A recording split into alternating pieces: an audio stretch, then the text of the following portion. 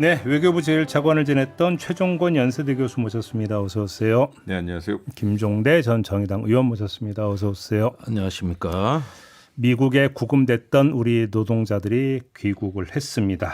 그나마 다행인데요. 남겨진 과제가 상당히 많이 있습니다. 비자 문제가 어떻게 될까요? 교수님 어떻게 전망하십니까? 비자 문제 시간 걸릴 겁니다.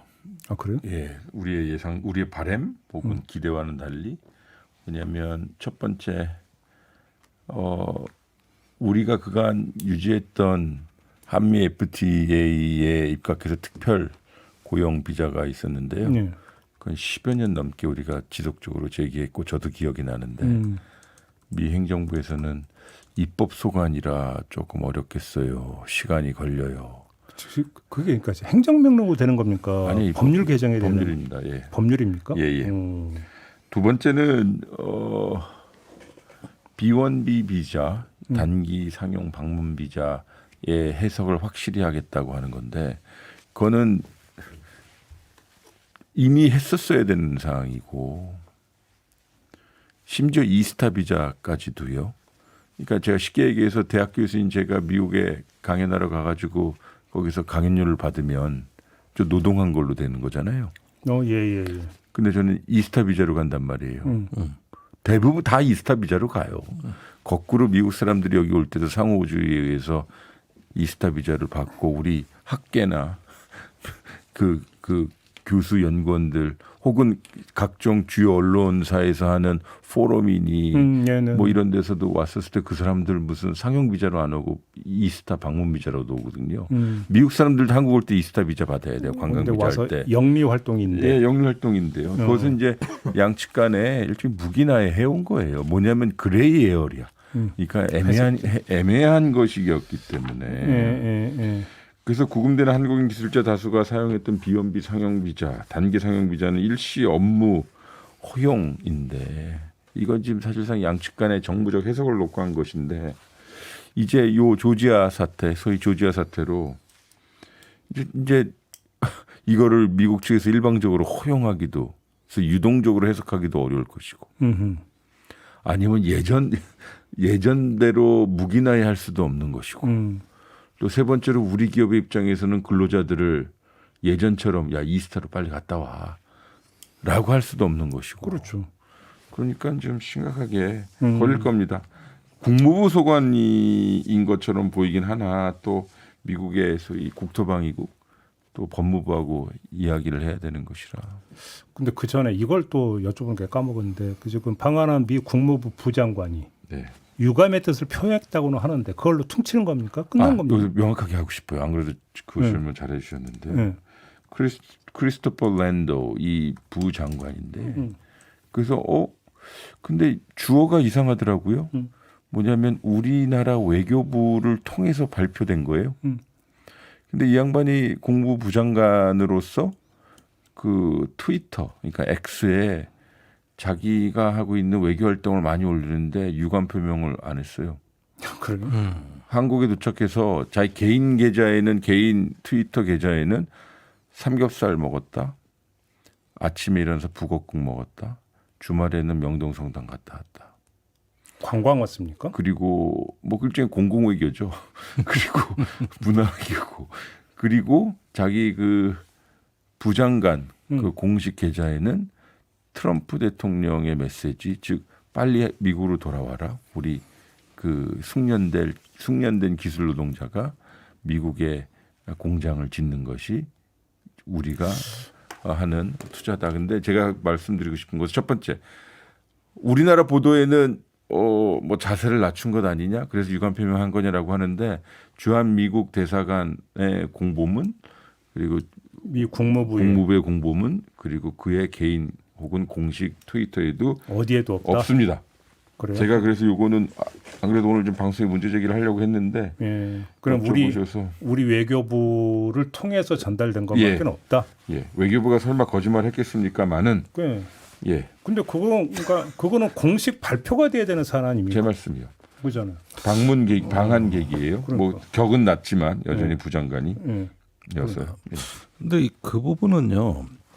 그 한국의 공장을 습격한 사건에 대해서 유감 표명을 하는 표현의 자유가 미국 내에서 박탈된 거 아니냐. 예, 이게 무슨 얘기냐 하면은 한 가지 예로 조지아 주지사 브라이언 캠프라고 있거든요. 이 사람은 현대차 그 배터리 공장에 와가지고 이게 조지아의 성장 동력이라 그러면서 완전히 목을 맸던 사람인데 이 양반이 9월 4일 날 그 사태가 있고 나가지고 일주일간 입장을 못 냈습니다. 그 이유가 마가 세력의 눈치를 보는 거였단 말이죠. 그러니까 지금에 와가지고 일주일도 더 지나서 입장을 냈는데 어정쩡하게 법 집행도 준수해야 된다. 법 적용은 예외가 없다. 이런 입장을 하면서 경제 협력도 중요하다. 아무것도 아닌 입장을 내놨어요. 그러니까 이 보기에는 왜 저렇게 그 자기네 주의 먹거리인데도 주지사가 공들인 사업에도 저렇게 입장을 못 내냐.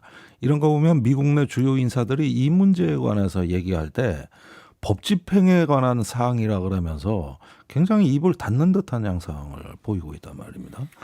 국무부 부장관도 마찬가지가 아닌가. 지금 미국에서 이걸 얘기할 만한 사람들이 제가 보기엔 분명히 말하면 눈치 보기가 아주 심하다. 이런 느낌을 안 받을 수 없어요. 예, 저도 이상한 게 이 양반이 그러니까 뭐 우리 김 의원님의 말씀에 뭐 동의한다 이 말씀은 아니고요. 부정도 아닌데 이 양반의 최근 남이 나라에 대한 타국에 대한 메시지가 브라질 정치 상황에 대해서 코멘트를 했더라고요. 아, 그렇게 오지랖 넓은데 왜 우리 거에 대해서는 그렇게 입 브라질의 그 전직 대통령 뭐 이상한 게 있잖아요. 근데 하여간 하여튼 이제 그래서 아니 이게 뭐지? 오늘 좀 두고 봐야 될 것 같아요. 그러니까 백악관이든 국무부든 하여간 네. 공식 유감 표명이 안 나오는 이유가 혹시 네. 이렇게 해버리면 지금 이 비자 문제를 가지고 체포 구금한 것에 대한 잘못을 전 세계 만방에 이제 인정을 하는 것이 돼버리고 그러면 그것이 그러니까 단속에 또 악영향을 미친다. 혹시 이런 걸 우려하고 있다고 해석을 해야 되는 걸까요? 그건 해석인데요. 네. 그러니까 저는 일단은 당황스러워요. 그러니까 이 양반이 주말에 와서 우리 외교부 1차관하고 왜 왔대요, 근데? 갑자기 저한테 그러니까 아니 뭐 먹었다만 아니 이 양반이 나온다니까. 저기 그 태평양 도서 지역 방문하고 우리나라에 들른 것 같아요. 그리고 이제 파푸아니기도 갖고 이제 우리나라 온 거고 이제 일본 아마 갈 텐데 지금 그 마르코 루비오 그 국무장관도 지금 해외에 나가 있더만요. 네. 그래서 아마 저기 국무장관과 부장관이 이렇게 서로 지역을 나눠서 해외 순방하는 것 같아요. 근데 제 말씀 뭐냐면 그러면 제 입장에서 조금 부족하나 국무부 장관이 우리나라로 저렇게 해서 그러니까 그 부장관 공식 트위터 계정으로 X 계정으로 성명서를 내서 유감스럽다라고 했으면 우리 아마 그거 여러 가지 활용할 수 너 왜 있을 또 거예요. 거기서 쓸데없는 얘기해? 너 해고 트럼프가 이렇게 나올까 봐. 가능성 있죠. 트럼프가 저기 요청은 아이스 해보던데 뭐. 이민관세국은 자기 할 일을 했다. 네. 이렇게 분명히 못을 박았고 지금 국무부 장관 얘기하지만 제가 아까 조지아 주지사 얘기했는데 러트닉 상무장관도 똑같습니다. 이건 맞아요. 법집행이라는 거예요. 아니 지금 이 문제로 인해 가지고 경제 협력이 차질을 빚을 거라는 건 민간 전문가들이나 언론에서 하는 얘기지. 미국의 어떤 저 주요 공직자들이 이거 갖고 유감 표명한다? 일체 없습니다. 그러니까 정당한 법 집행이었는데 다만 한국 동맹 한국을 생각해서 우리가 봐줬어. 그냥 이 아니 차원이 그러니까 돼버리는 최악의 거잖아요, 지금. 경우에는 이런 어떤 악의도 느껴지는 게 뭐냐면은 이번에 한번 혼나봤지 이런 식의 말투. 그러니까 군기 저기 잡는다? 이게 특히 러트닉 상무장관 말투인데 더 강경해졌습니다. 이번 사태가 나고 그래서 저기 명확하다 유연함은 없다. 이거 관세 협상에 관한 얘기거든요. 알겠습니다. 아무튼 비자 문제가 관심사인데 지금 그 교수님 말씀에 따르면 이거 금방 안 풀린다. 입법 사항이기 때문에 이렇게 전망을 해주는데 그 얘기하니까 저희가 지난주에 다룬 게 있는데 이 지금 이 공장의 어떤 지역구 하원 의원이 버디 카터라고. 예. 그런데 이 사람 행보를 보니까 사실상 박수만 안 치지 사실상 박수 치는 사람이던데요 보니까 그렇죠. 체포 구금에 대해서 이럴 수가 있어요? 일단은 해당 지역이 그 조지아주 12구든데요. 제 기억이 맞다면 거기 68%의 유권자가 백인이에요. 뭐 백인이 다 뭐 마가 세력 아닌 거 확실히 말씀드리지만 공화당 세력이고 그리고 해당 지역에 경제적으로 좀 소외받은 분들이고 그분들의 눈치를 볼 수밖에 없었겠죠. 제 지레 짐작하기에. 아니 넘어가겠습니다. 그런데 이것도 좀 봐야 되는 게 그 조지아 12구라는 선거구가 미국의 보훈병원이 2개가 있고요. 육군 기지가 하나가 있어요. 그래요?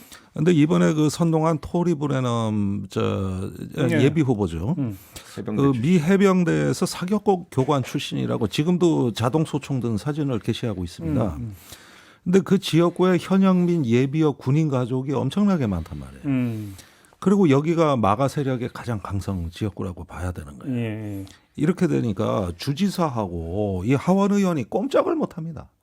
여기서 마가 세력들 동원해서 지금 막 페이스북에 막 댓글이 엄청나게 올라오던데 여기서도 눈치 보기가 있는 거예요. 쉽게 그러면 지역의 이익보다는 지역의 정서를 우선했다. 이렇게 얘기가 되는 더군다나 거예요. 여기 주지사는 마가가 아니기 때문에 우리말로 하면 공화당의 수박입니다.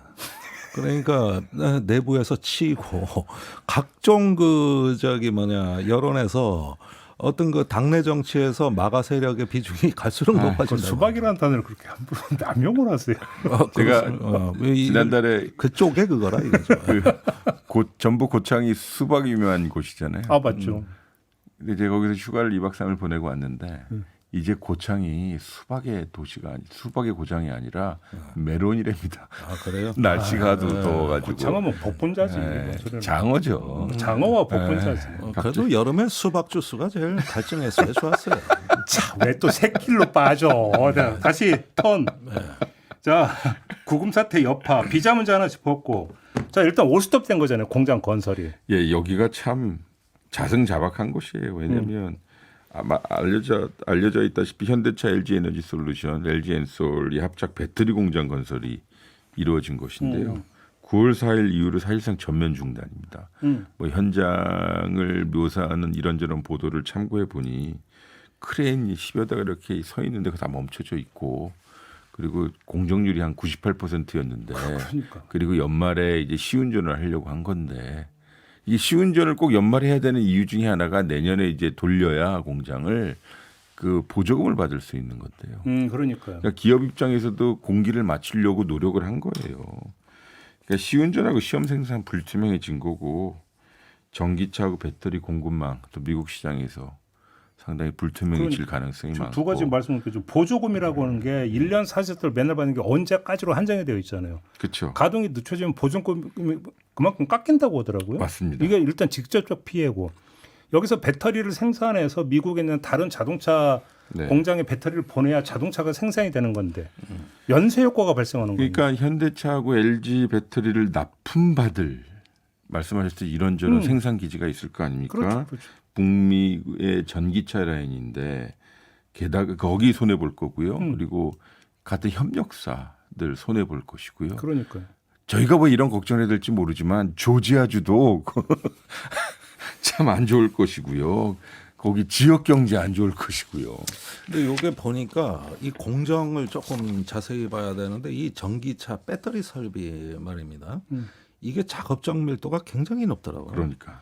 그리고 초기 품질 관리가 핵심이래요. 그러니까 초도 생산품의 품질 관리가 되냐 안 되냐가 앞으로 그 뒤에 나올 공정 편차라든지 수율 저하 이 부분에 영향을 주기 때문에 이때 제대로 세팅을 안 해놓으면은 이후에 다시 고치는데 시간이 상당히 소요가 된다는 것이죠.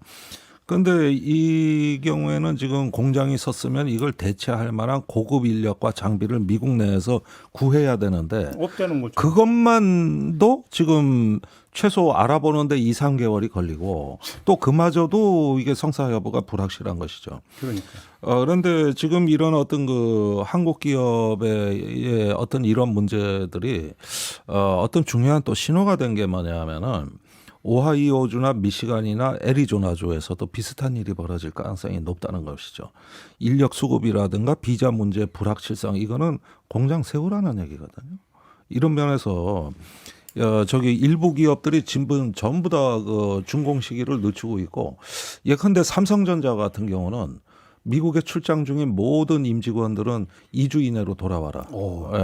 이렇게 이미 사내 지침이 내려간 걸로 되어 있습니다. 철수 명령이 내려진 예, 게 저도 그 말씀 드리려고 했는데, 그러니까 요 전기차 배터리와 관련된 기업들이 가장 많이 출장을 갔었던 기업군들인데 다 사실상 거의 멈춰졌다고 하네요. 주말에 직접 들은 이야기인데 거기 종사하시는 분들한테 뭐 심지어 대한항공 승무원들 미국 도착하면 호텔 방에만 있으라 불신 검문 받으면 아니, 어떻게 될지 모르는데 아니 미국이 왜 그렇게 됐어요? 무서워서 어디 가겠어요 거기? 아유 안 가면 되죠. 아니 이민자 단속 불신 검문은 원래 1, 2심에서는 이거 위법이라고 판결이 났던 건데 지난주에 대법에서 합법으로 뒤집혔습니다. 그러니까 지금 길을 걷다가 피부색이 다르고 미국 영어의 억양이 이상하다. 그러면 바로 불신 검문이 가능한 거예요. 의원님도 가시면 안 될 것 같다. 안 가요. LA에서 그 초청장 받고도 안 가고 있습니다. 너무 단호하게 그냥 바로 나와버리네. 작년에 시애틀 가서 강연하고 그거 강연료 받아온 것도 지금 찜찜해요. 한국에 있으니까 괜찮아요. 다음 얘기를 좀 넘어갑시다. 이 와중에 러트닝 미 상무장관이 할래 말래 이랬어요. 일본이 지금 그 5천억 달러인가요? 투자. 5,500억 불. 5,500억 하기로 했고 도장 찍었다. 니네 도장 찍을래 말래. 그러니까 이 얘기는 현찰 낼래 말래 이 얘기잖아요. 네. 우리 입장은 뭐예요? 우리 정부 입장은 일단 버티는 것 같던데. 예, 저기 그 이재명 대통령께서 그 100일 기념 그 기자회견 때 명확하게 발언하셨죠. 관세는 앞으로도 한참 더 협상해야 한다. 좋으면 사인해야 하는데 이익되지 않는 사인을 왜 하느냐? 최소한 합리적인 사인을 하도록 노력해야 한다. 협상의 표면에 드러난 것들은 거칠고 과격하고 과하고 불합리하고 비상식적이다. 그러니까 왜 사인 안 한다고 욕하냐라고 강하게 얘기했어요. 그러니까 정리를 하면 이 통상 협상 마무리 짓고 왔을 때 저희도 이제 그 김정관 산업자원부 장관하고 인터뷰도 했는데 무슨 얘기냐면 이 도시에 3,500억 달러에서 1,500달러는 맛을 가니까 그렇다 치고 2천억 달러가 용도가 뭐냐 했을 때 현찰 주는 게 아니라 대출 보증 이런 거다라고 얘기를 했단 말이에요. 네. 근데 지금 러트닝 얘기는 그게 아니라 현찰을 내놔라 이거잖아요. 달러로. 예, 결국은 관세 협정을 수용해라. 안 그러면 관세 25%를 내야 한다라고 했고요. 그러니까요. 그러니까 유연성 없다. 관세를 내든지 아니면 합의를 받아들이든지 하면서 양자택일 하라 하면서 영어로는 블랙 오 화이트다. 흑백 논리네. 네. 네. 그걸 CNBC 인터뷰 방송에서 아니 그러면 지금 국내 외환 보유고로 따져야 되는데 우리나라에 지금 예를 들어서 2,500억 달러 내지 3,500억 달러를 싹싹 긁어서 미국에 보내야 된다는 얘기잖아요. 네. 달러로. 응? 그러니까 이 협정안대로 서명이 되면 우리나라 외환 보유고의 80%. 80%예요? 예, 80%가 일단 투자가 돼야 되는데. 어이, 그거 어떻게 해? 그걸. 이럴 경우에는 어떤 국제 신인 도저하고 환율 폭등까지 예견이 됩니다. 그 순간 딱 나오는 게 세 글자잖아요. IMF. 그게 바로 외환 위기, 그러니까, 외환 위기죠. 예, 이렇게 되고 그 다음에 또 여기에 따르는 여러 가지 어떤 그 기술 지원이라든가 기술 유출 문제라든가 또 고용 약탈이라든가 이런 부분들까지 하면은 이게 일본보다도 훨씬 더 심각한 어떤 그 타격이 될 걸로 예상이 되고요. 지금 경제 규모로 봤을 때는 일본이 우리나라 2.5배거든요. 그런데 일본은 5천억 달러, 우리는 3,500억 달러 하면은 뭐 별 차이가 없는 것이죠. 예, 이렇게 돼서 일본식 어떤 그 합의를 맺으라는 게 미국의 요구인데 이거는 고통의 강도도 다르고. 그런데 예. 미국이 요구하는 건 이렇습니다. 이건 좀 적나라하게 말씀드릴 수밖에 없죠. 뭐냐면 자기가 특수 목적 법인을 만들겠다. 소위 SPC라고 하는 건데 거기를 만들어서 어디에 투자를 할지 미국 사람들이 모여서 결정하겠다. 예술 투자위원회인데. 얘는 돈만 대. 네, 그리고 트럼프 대통령이 승인한다. 그러면 45일 내에 돈을 입금해라. 그러면 그 원금이 있을 거 아니에요? 그 원금이 회수될 때까지는 일본은 50%, 우리는 50% 갖고 원금이 다 회수되면 미국이 이익의 90%, 일본은 10% 가져라. 그리고 이 모든 것을 트럼프 임기 내에 5,500억 불 내라 일본아. 제가 회사를 하나 차려가지고 아니 그걸 왜 서명해? 회사를 하나 차려서 요대로 해서 지금 출자를 요청하면 받을래요, 안 받을래요? 아니 저한테 어떤 저한테 관세를 부여할 수 있어요? 꺼져 이러죠 그냥. 아, 꺼져까지 뭐 누구세요 이러죠. 예. 전화 끊어버립니다. 네. 칼만 안 들었지 정말 말이 되는 얘기를. 아 그러니까요. 아니 예. 거기다 외환구의 80%가 맞아요? 네. 정확하게 이게 수치마다 다르긴 한데요. 일본의 GDP는 한국의 약 두 배 되지만 외환 보유액은 일본이 1조 3,242억 달러. 그렇죠. 뭐 그러면 한 거의 절반 가까이 되는 우리나라는 거예요? 4,160억 달러. 그러니까 일본이 약 3배 가지고 있고 일본은요 사실상 기축통화국이에요. 왜냐하면 엔화라고 하는 것이 원화보다 세계 시장에서 더 원활히 유통되기 때문에 그리고 게다가 일본은 미국하고 저게 있어요. 통화 스와프. 그래서 자기는 엔고가 바닥이 나면 그러니까 엔화의 환율이 안 좋으면 미국 돈을 가지고 바로 바꿀 수 있는데 우리는 없죠. 그러니까 3,500억 달러는 우리 외환 보유액의 80에서 84% 크게는요. 아니 여러분 주고 싶어도 못 주는 거잖아요 지금 이거는. 네, 그게 돈도 없습니다. 정부의 자세고요. 네. 그게 결국 대통령께서 발언하셨듯이 거칠고 과격하고 과하고 불합리하고 비상시적이다. 근데 왜 사인하냐? 이게 그냥 돈 내놔 이게 지금 미국 상무장관의 그 업무 범위에 있는 얘기입니까? 러트닉이 나서는 게 맞나요? 지금 말씀하셨다시피 러트닉 장관은 상무장관이에요. 상무장관은 관세를 집행하고 통상정책, 무역정책을 하는 거예요. 그리고 이 투자를 받고 하는 환경 조성은 결국은 스콧 베센트 그 재무장관. 재무부소관이에요. 재무부소관입니까? 그래서 지금 희한하죠. 스콧 베센트 재무부 장관은 지금 스페인 마드리드에 가 있어요. 왜냐하면 중국하고 관세 협상하려고요. 그리고 투자 유치와 관련된 이런저런 활동을 하려고요. 그러니까 이 일본하고 우리를 향상해서는 지금 러트닉 상무장관이 과격하게 지금 요구하는 거예요. 전담 마크맨입니까? 네. 그러면 한국 마크맨이요? 그러니까 관세부터 모든 걸 달라고 하고 일본이 요번에 나쁜 선례를 남긴 건 사실이에요. 제가 계산을 해보니까요. 우리가 15%에서 25% 관세를 두들겨 맞았다 쳐요. 그럼 현재 무역 구조상 한미 간의 무역 구조상 약 125억 달러가 감소한대요. 그 베이커라고 하는 사람이 그 글도 써서 딱 그거 17조 원. 17조 한 4천억 정도 되는데 그럼 이를 방어하자고 우리가 3,500억 달러를 미국 소위 그들이 요구하는 특수법인 회사에다가 딱 입금시켜줘요. 그게 3,500억 달러면 488조 원이고 우리나라 1년 예산에 우리 1년 예산에 한 700조 되니까. 차라리 120억 달러 하면서 4년만 버티면 되는 거잖아. 3년. 3년. 6개월. 아니 그리고 미국에서 이렇게 흑자가 난 지는 얼마 안 됐습니다. 이게 윤석열 정부 때부터 한 거기 때문에 우리가 미국에서 내내 이런 흑자를 누린 것도 아니고 네. 최근 몇 년 동안이거든요. 근데 요걸 근거로 해서 무역 질서 전체를 다 구조를 바꾸자는 얘기니까 예컨대 우리가 중국에서 뭐 지금 누적 흑자가 한 3천억 달러가 넘지 않습니까? 네. 뭐 이렇게 많이 누려온 나라라면은 또 어떨까 모르겠는데 그것도 아니란 말이죠.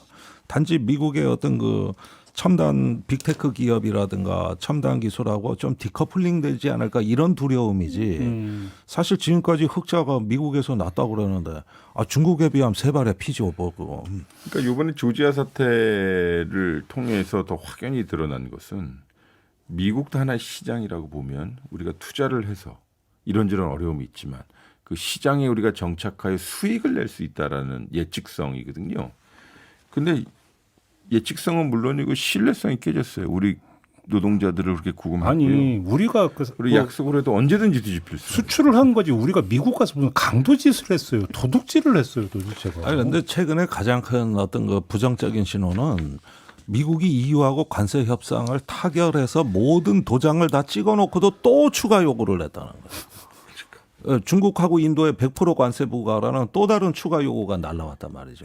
이거 협정을 체결해도 이게 끝이냐 하는 문제도 또 있는 거예요. 이게 신뢰성에 아주 극단까지 가 있다는 문제예요. 시장으로서의 미국이 신뢰를 잃는다는 것을 그래서 거기에 대해서 경고한 분이 멕시코 대통령이시더라고요. 그 주말 사이에 인기 좋다는 그분의 그 메시지가 갑자기 죄송스럽게도 성함을 잊어버렸는데 이 장벽 너머 여기서 멕시코하고 미국 사이에 국경에 있는 장벽 너머에 그러니까 세계인들이 더 이상 아이폰을 안 쓰고 삼성을 쓰고 그리고 나이키를 안 신고 아디다스를 신고 아디다스 독일제니까 그래서 미국 제품을 더 이상 안 쓰면 미국 시장이 견딜 수 있겠느냐. 결국 그 근거에는 신뢰와 강대국으로서 정당성이 있어야 되는데 어렵다라고 셰인바움 대통령이 이렇게 말씀하셨습니다. 알겠습니다. 다음 얘기 좀 넘어갈게요. 어제 TV 보니까 전한길 씨가 미국에 가서 막 또 목소리 높이는데 그 자리에 고든창도 있고 모스탄도 있고 모스창. 다 등장했대요. 예. 그러니까 이 미국 마가 얘기를 좀 해야 될 것 같은데 막았겠어요. 그건 아재 개그고 와 정말 저 같은 반열에 들어왔어 드디어 교수님도 그죠? 갑자기 또 약간 형이하학적으로 마가 청년이라고 불리는 찰리 커크가 암살을 당했습니다. 이게 의미하는 바가 뭘까요? 일단 이거부터 좀 잠깐 얘기합시다. 저는 찰리 커크는 마가 세력의 어떤 차기 주자로 꼽히는 일종의 어떤 아이돌 스타 같은 존재입니다. 꿈나무였던 겁니까? 예, 거기에다가 그 최근에 쓴 책들 책 제목이 마가더라고요. 근데 여기에서 마가의 어떤 현대적 교리 이거를 좀 정리해 나가는 또 이론가 역할도 하고 있고 반면에 굉장히 논쟁적인 어떤 그 한 가운데 섰던 것은 끊임없는 여성 소수자 이민에 대한 혐오 발언입니다. 예. 여기에서 어떤 그 정도가 상당히 심한 것이 마르틴 루터 킹 목사도 자기는 어떤 쓰레기다. 또 왜 저기 그 흑인 플로이드 그 저 사망 사건도 그것도 그 흑인 탓이라고 뭐라고 성소수자에 대해서 역겹다, 토할 것 같다. 이런 어떤 뭐 방송용으로 제가 지금 상당히 부적절한 어떤 수준까지 가고 있는데 이런 것들을 일상으로 했던 사람이고 총기에 대해서도 저기 그 깽단 빼놓고 총기 사망자가 누가 있냐. 그런데 그 연설을 하던 그 순간에 암살을 당했거든요. 네. 그리고 저기 미국 내 이제 그 진보 진영 특히 어떤 좌파 쪽을 나치 범죄자 대량 학살범에 비유하기도 했죠. 이렇게 보면은 상당히 어떤 극단에 치우치지 않았는가 했는데 터닝 포인트 USA라는 어떤 청년 단체를 결성해 가지고 지금 미국의 회원 수가 73만 명. 그런데 SNS 팔로워는 2천만 명이더라고요. 와, 또. 그러니까 거의 뭐 마가의 핵심 중에 핵심이고 백악관 인사에도 개입하고 네. 여기까지 가 있는 어떤 인물인데 이번에 안타깝게도 이렇게 비극적인 죽음을 맞이했습니다. 이렇게 보니까 지금 이 문제가 심각한 이유가 트럼프 대통령이 여기에 대해서 즉각적으로 입장을 내는데 뭐 극좌 얘기했던데. 예, 이거는 저기 급진 좌파 미치광이 집단의 소행이다. 이게 방송에서 한 발언이거든요. 그러면 우파의 그 폭력에 대해서는 어떻게 생각하냐 그러니까 그건 범죄자를 막기 위한 거다. 이러면서 지금 이 사건 전후에 어떤 그동안에 찰리 커크를 어떤 비판했던 인물들까지 색출해야 된다고 하는 또 다른 어떤 2차 어떤 그 진영 대립으로 이게 이어지고 있는 거거든요. 그러니까 진영 대결이 정치적 양극화를 그러니까 단계를 넘어서서 이제는 어떤 물리적으로 위해를 가하는 2단계에 접어들었다. 이렇게도 지금 볼 수 있는 거예요. 그러니까 이제 혐오 정치와 극단 대립의 어떤 분수령이 형성이 되면서 몇 개 주에서 보면은 찰리 커크를 비판한 뭐 교사를 해임하라는 합니다. 또 공직자를 색출하라는 거. 이런 식으로 해가지고 벌써 47명이 그 표적 리스트에 들었습니다. 이게 주로 공직자 교사들이거든요.